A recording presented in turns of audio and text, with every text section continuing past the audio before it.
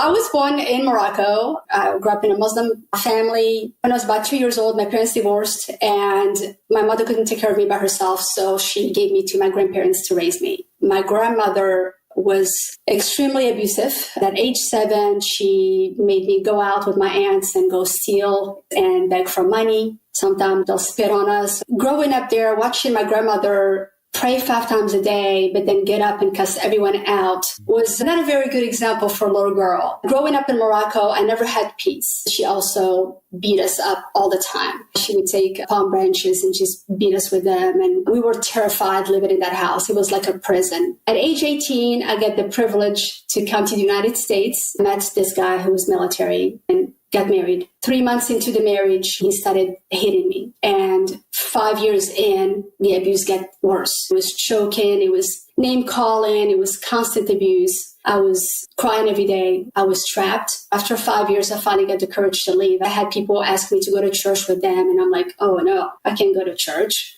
Allah would strike me dead. I had this fear of him. In 2001, I met my husband. He was a Christian, an amazing Christian man. I went to church with him. And when I walked in, I sat down and I started hearing this sermon. And all of a sudden, this peace just came over me. Before we got married, the pastor, he asked my husband, he's like, I know you're a Christian. What religion is she? And he's like, well, she's a Muslim. And he's like, well, I'm sorry, I can't marry you. My husband said, no matter what, I'm going to marry you. I love you, and I'm not going to force you to be a Christian. That is your choice. That is between you and God. And I realized God has been after me for a long time. And I just never given him the chance. And at the time I was like, I have nothing to lose. I'm going to give my life to Jesus. And so I got baptized, became a Christian. To have a father finally that loves me for who I am, that cares for me for who I am. When I became a Christian and I told my mother, she was like, no, you can't be a Christian. You're Moroccan, you're Muslim. And that's it.